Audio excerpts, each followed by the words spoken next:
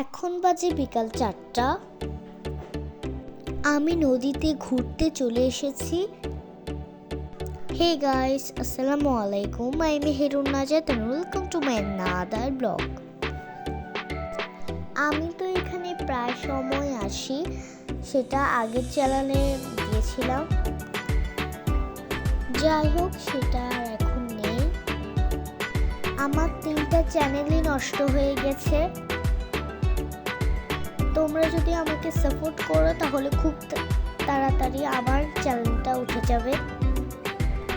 দেখো, অনেক মাছ উঠতেছে, লোভ সামলাতে পারতেছি না। এই মাছগুলো আমাদের এদিকে অনেক দাম। কিছুক্ষণ পর পরই ট্রলার আসতেছে। দেখো, কারা জানি গরুর পায়খানা দিয়ে লার্কি বানিয়েছে। যাই হোক, এগুলো এখন ওরকম দেখা যায় না। মাঝে মাঝে এগুলো দেখলে খুবই ভালো লাগে। এই যে দেখো, সেই বিখ্যাত পায়খানা। গরুর সবকিছুই কাজে লাগে, সেই জন্য বলা হয় গরু আমাদের গৃহপালিত পশু। সামনে খুব সুন্দর একটা ঝর্ণা, সবটুকুই ভেঙে গেছে। দেখো, পানিগুলো এত পরিষ্কার, ইচ্ছে করতেছে নেমে গোসল করে ফেলি। দেখো, লাফ দিয়ে একেবারে উপরে উঠে গেছে আমার অনেক শক্তি।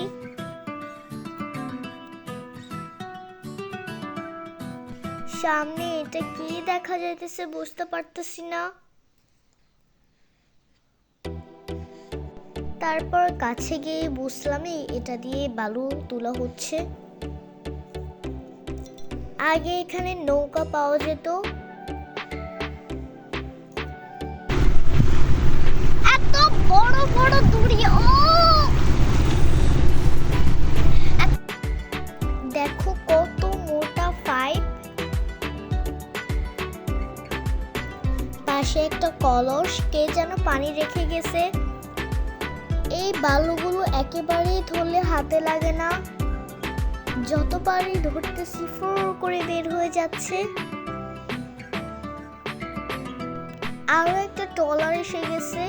মাঝে মাঝে এই দৃশ্য দেখার জন্য আমি আসি দূর দূরান্ত থেকে। আমার মন খারাপ থাকে তাহলে মাঝে মাঝে আমি এই দৃশ্যগুলো দেখার জন্য আসি, মনটা ভালো হয়ে যায়।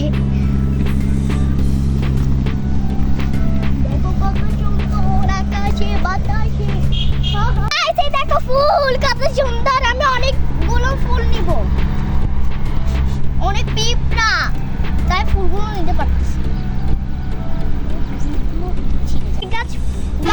গাছ ফুল, এটা কি দেখো, এটা খাওয়া যায়। গাইস দেখো, আমি ফুল পড়লাম কানে।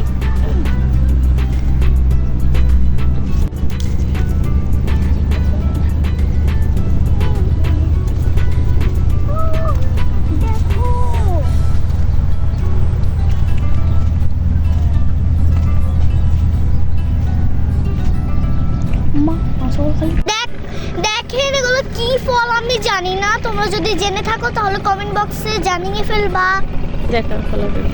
দেখো, এক ছোঁয়া ধরে আছে ফলগুলো।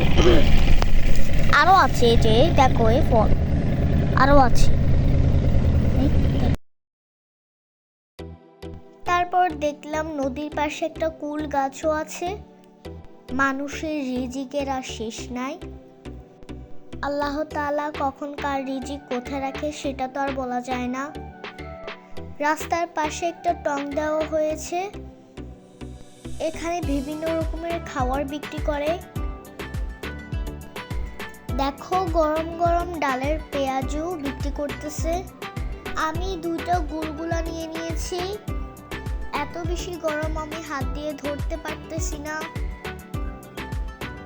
একটু খেলাম, খুবই ভালো লাগতেছে। একেবারে সিম্পল একটা ভুটভাজি পেঁপের সালাদ দিয়ে করা।